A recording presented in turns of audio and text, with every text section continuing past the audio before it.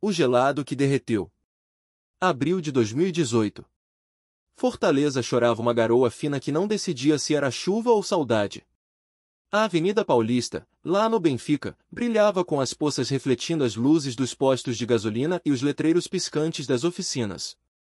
Eu, Zé Maria, técnico de ar-condicionado há 15 anos, estava com a camisa colada nas costas não pelo calor, que, aliás, tinha sumido com a chuva, mas pela pressa. O padre me ligara às 5 da tarde, desesperado. A capela de Nossa Senhora Aparecida, ali na esquina com a rua 24 de Maio, estava com o ar queimado. Zé, pelo amor de Deus, vem logo.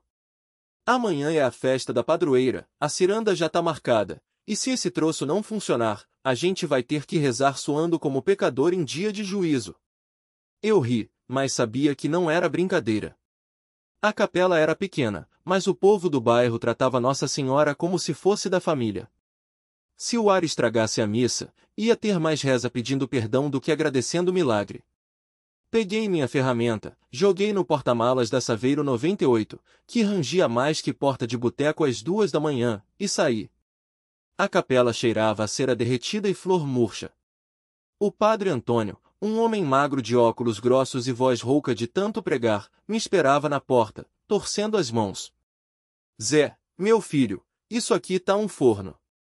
Os fiéis já tão reclamando que parece que tão em purgatório antes da hora. Calma, padre. Vou dar um jeito. Subi no banco que ele arrumou, abri a tampa do split, gelo. Não era queimado, não. Era o contrário, o compressor estava congelando tudo, como se o inferno tivesse virado Sibéria. Estranhei. Aquilo não era defeito comum. Alguém tinha mexido no gás, ou então...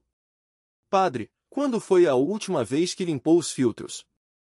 Ah, meu Deus, faz uns 6 meses, acho. Mas por que tá gelando assim? Por que tá faltando circulação? O ar não passa, a serpentina congela, e... Craque! Um estalo seco vindo do teto. Olhei para cima e vi uma rachadura fina se abrindo no gesso, bem acima do altar. A chuva tinha enfraquecido a estrutura, e o peso do condensador, que algum asno tinha instalado sem reforçar a viga, estava fazendo o resto. Padre, sai daí! Gritei, pulando do banco. Não deu tempo.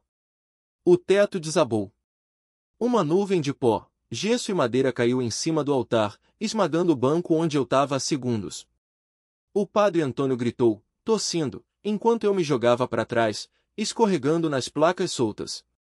Quando a poeira baixou, vi, a imagem de Nossa Senhora Aparecida, que ficava no nicho atrás do altar, estava intacta. Não um arranhão. Nem um pedaço de gesso nela. Só a coroa, levemente torta, como se ela tivesse inclinado a cabeça para evitar o pior. Milagre! O padre caiu de joelhos, os óculos embaçados de lágrimas. Ela protegeu a gente, Zé. Eu não era de rezar muito, minha fé era mais do tipo se der, agradeço, se não der, azar é meu, mas aquilo. Aquilo era demais. A capela estava destruída, o ar-condicionado era o menor dos problemas agora, e a santa estava sorrindo pra gente. Do lado de fora, a confusão era geral. Os fiéis que vinham para a missa das 6 pararam na calçada, fazendo o sinal da cruz. A Dona Maria do Céu, que vendia tapioca na esquina, já estava gritando. É sinal. Nossa Senhora não quis que a festa fosse cancelada. E era verdade. A ciranda, que ia começar às 7 na praça, não podia parar. O povo do Benfica levava aquilo a sério, dança, tambor, sanfona, e a roda que não parava até o sol raiar. Se a capela caísse, a festa ia virar velório. Zé, e agora? O padre me olhou, perdido. Eu olhei para a imagem, ainda de pé no meio dos escombros. Algo me cutucou por dentro. Não era só o teto, não era só o ar. Era como se ela tivesse falado, arrume isso, meu filho. Padre, a gente vai consertar. Agora. Corri para minha Saveiro, liguei para a turma. Em meia hora, tinha 5 homens no local, 2 pedreiros, um eletricista, e o seu Chico, que tinha uma serralheria na rua Barão do Rio Branco e jurava. Isso aqui é obra de Nossa Senhora, rapaz. Seu Chico cuspiu no chão, ajustando o boné surrado da Construforte enquanto olhava pro teto da capela, que mais parecia um queijo suíço depois que o meu split de 30.000 BTUs decidiu transformar o local num freezer gigante. O gelo tinha rachado as vigas como se fossem biscoito de polvilho, e a umidade da chuva fina que caía desde cedo só piorava as coisas. Eu, Zé Maria, técnico de ar-condicionado há 15 anos, dos quais 10 foram passados suando a camisa em prédios da Avenida Paulista ou consertando ventiladores de teto em barracos no Pirambu, nunca tinha visto um estrago daquele. E olha que já tinha visto de tudo, desde split instalado de cabeça para baixo até cliente que ligava o aparelho com a porta aberta e ainda reclamava que não esfriava. Mas aquilo era diferente. A capela de Nossa Senhora Aparecida, pequena mas cheia de fé, ficava no coração do Benfica, entre a Rua 24 de Maio e a Praça do Ferreira. Todo ano, em abril, a comunidade se reunia para a ciranda, e a imagem da santa, trazida por pescadores em 1717, era homenageada. Se a festa não acontecesse, o povo ia dizer que foi por minha culpa. E pior, a imagem, milagrosamente intacta entre os escombros, parecia me observar com aqueles olhos serenos, como se soubesse que eu tinha mais a ver com aquele desastre do que só um split mal instalado. "Vamos logo, Zé!" gritou Dona Maria, a líder da ciranda, balançando o vestido rodado enquanto ajustava o pandeiro na cintura. "O povo já tá chegando, e se a santa não tiver seu lugar, a gente dança na rua mesmo, mas vai ser sem bênção." Eu engoli seco. Não era só o teto. Era vergonha. O padre, um homem magro e de voz tranquila, me puxou pro lado enquanto os outros começavam a remover os escombros. "Zé, você acha que foi", ele hesitou, "um sinal?" "Sinal de quê, padre?" perguntei, passando a mão no rosto suado. "Que eu sou um azarado." Ele sorriu, daquele jeito que só padre tem, como se soubesse de algo que a gente ainda não tinha entendido. "Às vezes, Deus quebra para reconstruir melhor." Não tive tempo de responder. Um estrondo vindo da rua nos fez virar a cabeça. Era o caminhão de som da prefeitura, estacionando na praça com as caixas de som ligadas no talo. A música da ciranda já começava a ecoar, ó, cirandeira, ciranda, cirandeiro. E, como se não bastasse, a chuva fina virou um aguaceiro de repente, molhando tudo. "Puta que o pariu!" xinguei, cobrindo a cabeça com o braço. "Linguagem, Zé!" repreendeu Dona Maria, mas sem parar de dançar, como se a água fosse abençoada. O seu Chico, que já tinha cortado umas ripas de madeira para escorar o teto, gritou: "Vamos precisar de mais gente! Esse negócio pode desabar a qualquer hora." Olhei pro relógio, 6h45 da tarde. A ciranda começava às 7, e a capela ainda parecia um castelo de cartas prestes a cair. O padre fez o sinal da cruz e murmurou: "Nossa Senhora, se for da sua vontade." E então, como se a santa tivesse ouvido, aconteceu. Um barulho de motor potente vindo da rua Barão de Estudarto chamou nossa atenção. Era uma picape S10 preta, com faróis ligados, parando na frente da capela. Do carro desceram 4 homens, todos com camisa da Construção Civil Lima e Filhos, uma empresa que fazia obras pelo centro. O motorista, um cara alto e de braços grossos, olhou para a gente e perguntou: "Tá precisando de ajuda?" "Precisando não, tô implorando!" gritei, sem pensar. Em 5 minutos, eles já estavam lá dentro, serrando madeira, segurando vigas, enquanto a chuva batia no telhado improvisado de lona. Um deles, um rapaz novo chamado Tiago, olhou para a imagem da santa e sussurrou: "Essa aqui é guerreira, hein?" "É sim", respondi, sentindo um nó na garganta. "E hoje ela tá provando." 7h02 da noite. A ciranda já tinha começado do lado de fora, com os pés batendo no chão molhado e as vozes cantando forte. Dona Maria entrou correndo na capela.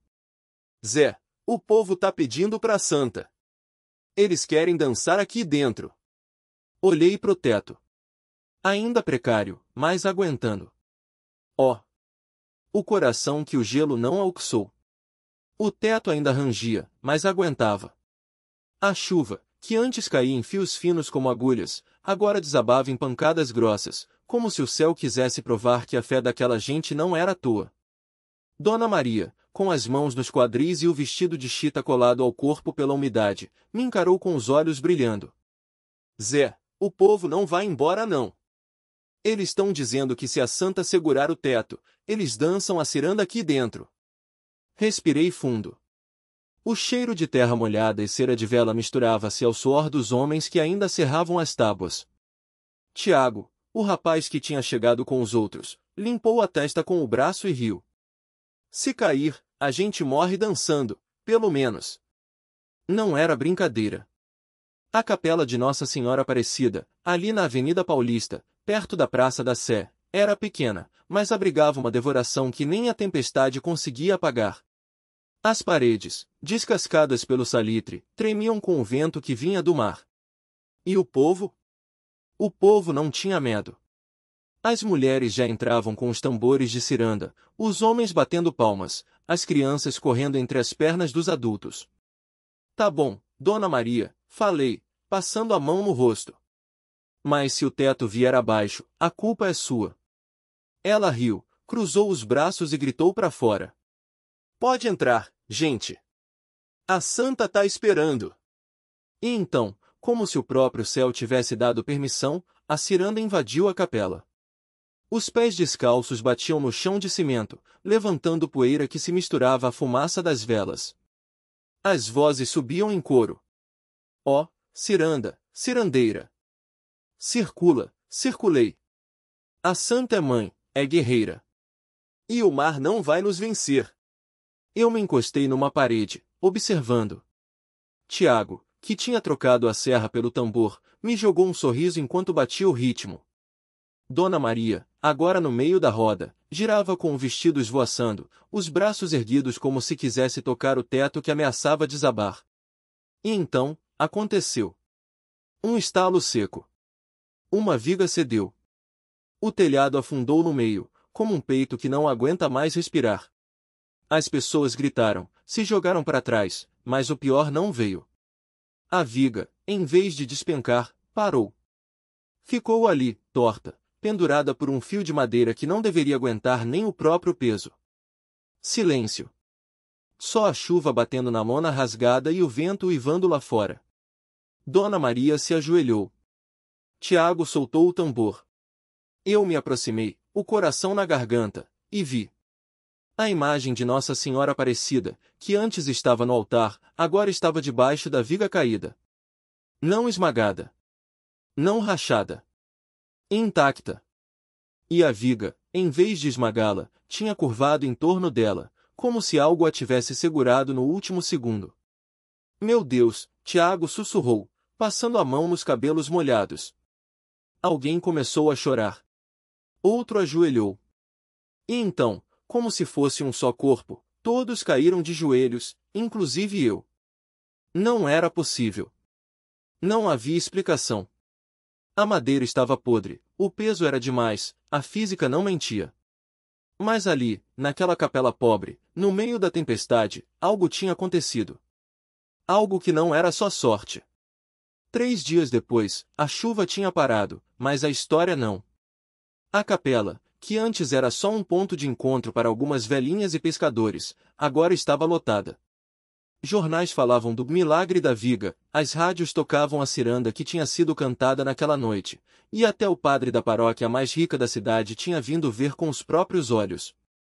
Eu, Zé, o técnico de ar-condicionado que só queria consertar o compressor da capela e ir embora, agora era o homem que viu o milagre. As pessoas me paravam na rua, na Avenida Santos Dumont, perto da minha oficina, e perguntavam. É verdade que a santa segurou o teto com as mãos? Não sei, respondia, sempre. Só sei que ela estava lá embaixo, e a viga não caiu. Mas tinha uma coisa que eu não contava para ninguém. Naquela noite, quando todos saíram e só fui eu que fiquei para arrumar os estragos, eu me aproximei da imagem. Toquei no rosto de Nossa Senhora, nos braços estendidos, e então vi. Uma rachadura fina, quase imperceptível, no ombro direito da santa. Não era de antes. Era nova. O peso da fé e o silêncio do gesso. A chuva miudinha de abril ainda caía sobre Fortaleza quando fechei a porta da capela de Nossa Senhora Aparecida, na Avenida Paulista. O cheiro de terra molhada se misturava ao incenso queimado nas velas dos fiéis, e o som dos passos dos últimos devotos se perdia na calçada. Só eu, Zé, o técnico de ar-condicionado que não acreditava em milagres, estava ali, com os dedos trêmulos encostados na rachadura fresca do ombro da santa. Não era possível. Gesso não se racha sozinho. Muito menos se recompõe. Mas eu tinha visto. Quando a viga de madeira rangeu e desabou sobre a imagem, todos gritaram, se ajoelharam, choraram. Todos menos eu, que estava deitado no chão, com a chave de fenda ainda na mão, olhando para o teto que não caiu. Porque algo segurou. Algo que não era corda, não era estrutura, não era física. Era ela. A santa, com os braços estendidos para cima, como se carregasse o peso do mundo. E agora, aquela rachadura. Você também carrega coisas pesadas demais, Zé. A voz não veio de lugar nenhum. Não foi um sussurro, não foi um vento. Foi como se a própria imagem tivesse falado dentro da minha cabeça. Me afastei tão rápido que quase tropecei no banco de madeira. Isso não é possível, falei alto, como se alguém pudesse me ouvir. Mas só o silêncio respondeu, cortado pelo som distante de uma ciranda vindo da Praça José de Alencar. Alguém cantava ó, maré, maré, maré, e por um segundo, senti saudade da minha mãe, que dançava isso quando eu era criança, antes de o meu pai sumir e ela ter que lavar roupa para sustentar a gente. Respirei fundo. Precisava sair dali. Mas antes, olhei uma última vez para a santa. A rachadura ainda estava lá. Ou, estava. Me aproximei de novo. Passei o dedo devagar. Nada. O ombro estava liso. Intacto. Caralho. A palavra saiu sem querer, grossa, desrespeitosa. Mas ninguém me repreendeu. Só o cheiro de cera queimada e o eco da minha própria respiração. Saí correndo da capela, como se estivesse sendo perseguido. A chuva tinha parado, mas o ar ainda estava úmido, grudento. Caminhei sem rumo, passando pela rua 24 de Maio, onde as barracas de tapioca já começavam a fechar. Um homem me chamou. Ô, Zé. O ar-condicionado da minha loja tá fazendo barulho de novo. Quando você vem dar uma olhada? Não sei, respondi, sem parar. Não conseguia pensar em compressores, em gás, em manutenção. Só naqueles braços estendidos. Naqueles olhos de porcelana que pareciam me seguir. Cheguei em casa, um conjugado minúsculo na rua Coronel Linhares, e me joguei no sofá. A TV estava ligada num programa de auditório, mas não prestei atenção. Peguei o celular e digitei no Google, gesso que se regenera sozinho. Nada. Só teorias malucas de gente que acreditava em OVNIs e energias cósmicas. Você tá ficando doido, Zé? Falei sozinho, esfregando o rosto. Mas a imagem da rachadura sumindo não saía da minha cabeça. Na manhã seguinte, a cidade já fervilhava com a notícia. O padre tinha espalhado que Nossa Senhora Aparecida havia operado um milagre, e os jornais locais falavam em fenômeno inexplicável. Até a Rádio Verdes Mares ligou para minha oficina, pedindo uma entrevista. Não tenho nada a dizer, menti, desligando o telefone. Mas tinha. Tinha tudo a dizer e não sabia como. À noite, voltei para a capela. Não tinha mais ninguém, só o zelador, que me deixou entrar com um aceno de cabeça. O padre disse que você é abençoado, comentou, enquanto eu passava por ele. Abençoado é pouco, murmurei. Dessa vez, não toquei na santa. Só fiquei olhando. E então, como se fosse a coisa mais natural do mundo, ela piscou. Não foi um tremor de luz, não foi sombra. Foi um piscar. Lento. Deliberado. Caí de joelhos. Não por fé. Não por devoção. Mas porque, de repente, entendi que tudo aquilo não era sobre ela. Era sobre mim. Aqueles braços estendidos não estavam segurando o teto. Estavam me mostrando que eu podia carregar o que precisava. Que a rachadura no ombro da santa era a mesma que eu tinha dentro de mim desde que meu pai foi embora, desde que minha mãe morreu de tanto trabalhar, desde que eu me fechei para tudo, achando que consertar máquinas era mais fácil do que consertar a vida. O peso dos braços abertos. O barulho da chuva fina batendo nas telhas da capela misturava-se ao meu coração disparado. A Avenida Paulista, lá fora, seguia seu ritmo caótico de ônibus buzinando e vendedores gritando água de cocô gelada, meu rei, mas ali dentro, só havia silêncio. E aquela santa? Nossa Senhora Aparecida, com seus braços abertos e a rachadura no ombro, igual à minha. Levantei devagar, as pernas ainda trêmulas. Não era medo. Era algo pior, a certeza de que, pela primeira vez em anos, eu sentia alguma coisa. E isso doía mais do que o dedo esmagado na última instalação de split no edifício São Luís. Saí da capela sem olhar para trás. A chuva molhou meu rosto, mas não era só água, era o suor frio de quem acabou de ver o mundo virar de cabeça para baixo. Caminhei sem rumo, passando pela feira da Praça do Ferreira, onde as barracas de peixe frito exalavam um cheiro que, em outro dia, me faria salivar. Hoje, só me dava náusea. Aí, Zé Maria, tá com cara de quem viu o cão sem rabo. Gritou Dona Chiquinha, a dona da barraca de tapioca, me jogando um sorriso sem dentes. Não respondi. Não podia. Porque se abrisse a boca, ia desabar. Cheguei em casa, um quartinho nos fundos da oficina do seu Rastapé, na rua 24 de Maio, e me joguei na cama de solteiro, que rangia como se fosse desmontar. O ventilador de teto girava preguiçoso, espalhando o cheiro de óleo queimado e mofo. Peguei a garrafa de cachaça debaixo do colchão, mas antes de abrir, lembrei dos braços da santa. Da rachadura. Joguei a garrafa contra a parede. O barulho do vidro se estilhaçando fez o gato do seu Rastapé, um vira-lata magro chamado Bode, pular do telhado e correr para debaixo da minha cama. Fiquei olhando os cacos brilhando no chão, iluminados pela luz amarela do poste da rua. Tá tudo errado, Bode, falei, e o bicho só miou, como se entendesse. No dia seguinte, o sol queimava como se quisesse castigar Fortaleza por ter chovido. Fui chamado para consertar o ar-condicionado da escola municipal perto da Lagoa da Parangaba.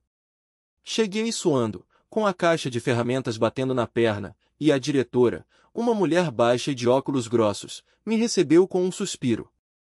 Deus me livre, técnico, as crianças estão derretendo igual sorvete de ambulante. As salas estavam abafadas, as crianças sonolentas. No meio do concerto, uma menina de tranças desfeitas e olheiras fundas me olhou fixo. O senhor acha que Deus escuta a gente quando a gente não tem ninguém? Engasguei com a própria saliva. A pergunta era tão direta que doeu.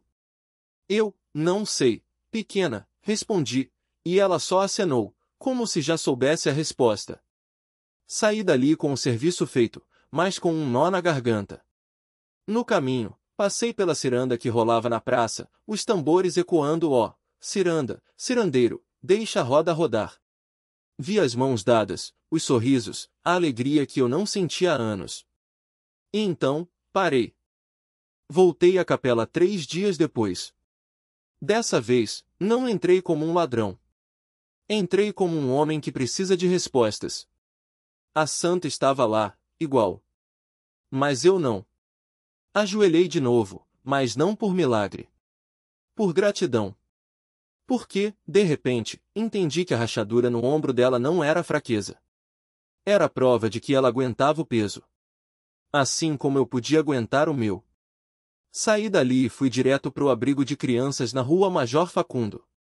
Não sabia o que ia fazer, mas sabia que tinha que ser algo. Cheguei sujo de graxa, com as mãos calejadas, e perguntei pela menina das tranças. Ah, o senhor quer a Lúcia? Disse a freira, surpresa. Ela tá no refeitório. Encontrei a garota sentada sozinha, empurrando um prato de comida sem ânimo. Sentei do lado dela. Eu conserto ar-condicionado, falei. Mas se você quiser, posso tentar consertar outras coisas também. Ela me olhou, desconfiada. Tipo o quê? Tipo, ensinar você a não ter medo de perguntar de novo. Ela não sorriu. Mas também não virou o rosto.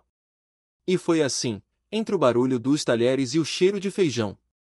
Percebi que a verdadeira força está em nunca desistir, mesmo nos momentos mais escuros.